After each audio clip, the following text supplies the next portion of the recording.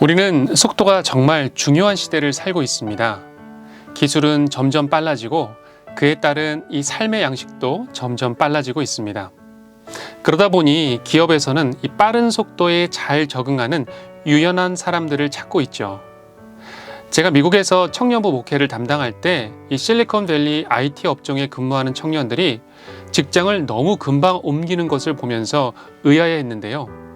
IT 업종은 이 한 기업에 오래 있는 것이 오히려 불리하며 빨리 스카웃이 되어 직장을 옮기는 것이 매우 중요하다고 합니다. 직장에 대한 이 주인의식이나 문화가 이전과는 완전히 달라진 것이죠.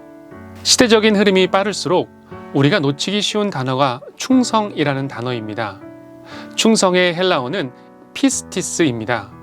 이 단어는 믿음과 신실함으로 번역이 되기도 하는데 신실하다는 것은 한결 같다는 뜻입니다. 즉 충성은 변화무쌍하지 않고 한결같고 견고한 성품이라고 말할 수 있습니다. 성경은 오직 하나님만이 변하지 않으시는 분임을 말씀합니다. 여호와는 선하시니 그의 인자하심이 영원하고 그의 성실하심이 대대에 이르리로다. 하나님의 영원하신 성품은 그분께서 인자하심이 영원하고 그의 성실하심, 즉 확고하심이, 그의 변하지 않는 성품이 영원하다라고 고백합니다.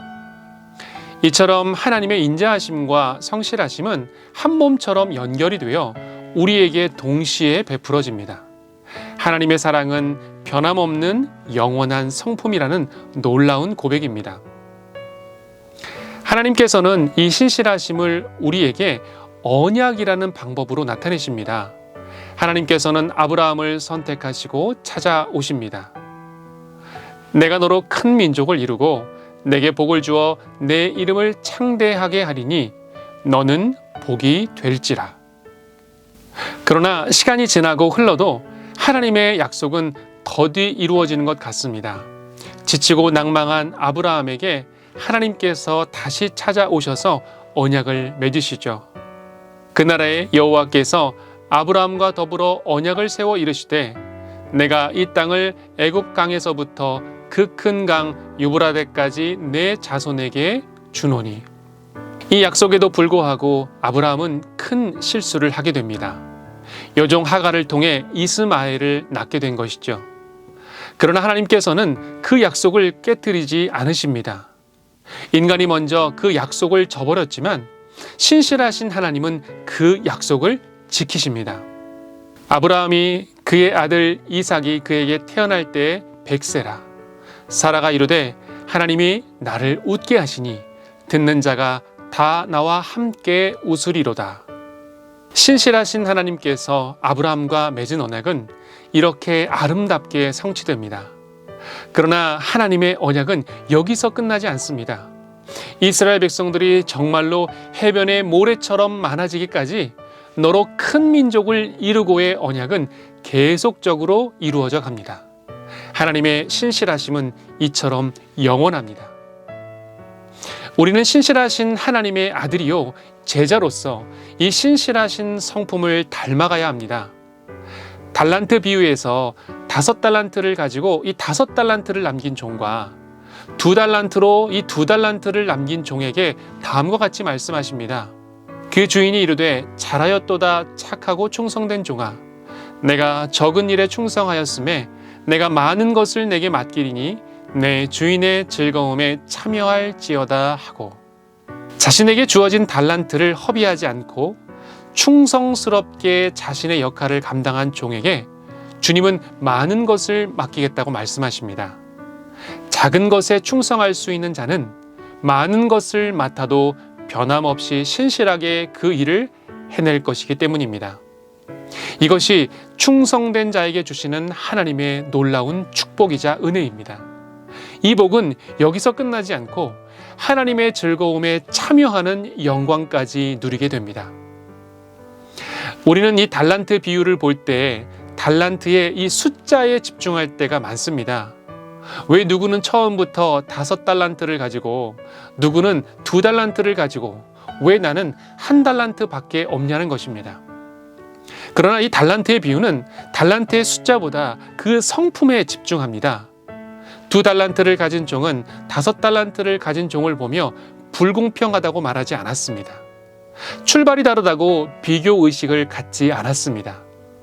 나에게 주어진 것에 충성할 때에 5달란트를 가진 사람과 결국 똑같은 복을 받게 됩니다. 이것이 달란트 비유의 핵심입니다. 부모는 늘 자녀에게 더 많은 것을 베풀어 주지 못해 미안한 마음을 갖게 됩니다.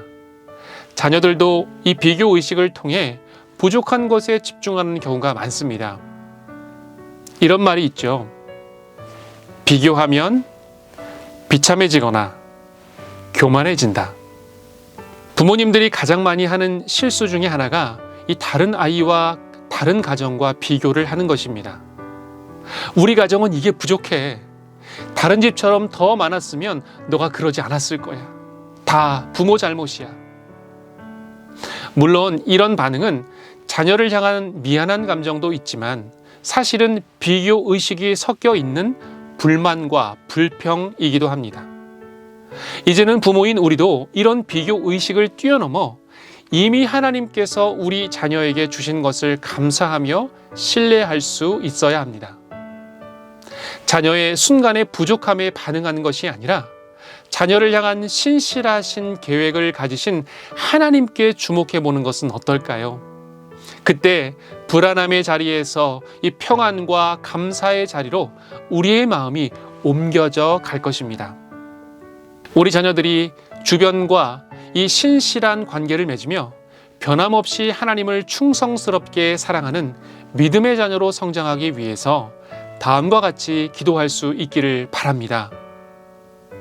하나님, 우리 자녀가 약속을 소중히 여기는 자녀가 되기를, 하나님의 신실하심을 신뢰하며 어떠한 순간에도 언약을 붙들고 포기하지 않도록, 자신에게 주어진 것에 감사하며 최선을 다하며 꾸준한 마음과 생각을 품을 수 있도록, 아무리 작은 것이라도 충성하며 끈기 있게 해낼 수 있도록, 그리하여 마침내 하나님께서 많은 것을 맡기시는 복을 누릴 수 있도록, 하나님의 진정한 즐거움에 참여하는 하나님 나라의 자녀가 될 수 있도록. 사랑하는 여러분, 부모인 우리와 사랑하는 자녀가 충성의 열매를 맺음으로 헌신과 약속을 가볍게 여기는 이 세상의 문화를 변화시키는 성령의 자녀가 되시기를 우리 주님의 이름으로 간절히 축원드립니다. 아멘. 함께 기도하겠습니다. 먼저 말씀을 봉독해 드립니다.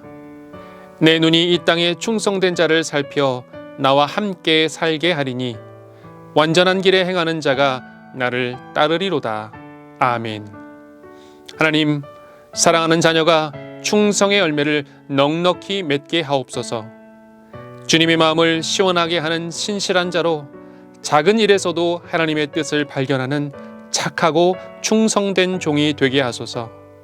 예수님, 사랑하는 자녀에게 견고하고 신실한 믿음을 주옵소서. 세상은 변하고 풍조는 나날이 험하여도 믿음의 주요 온전하게 하시는 주님을 바라보며 그 신앙이 날로 깊어지고 확장되게 하소서. 성령님, 사랑하는 자녀를 부족한 저에게 맡겨주심에 감사드립니다.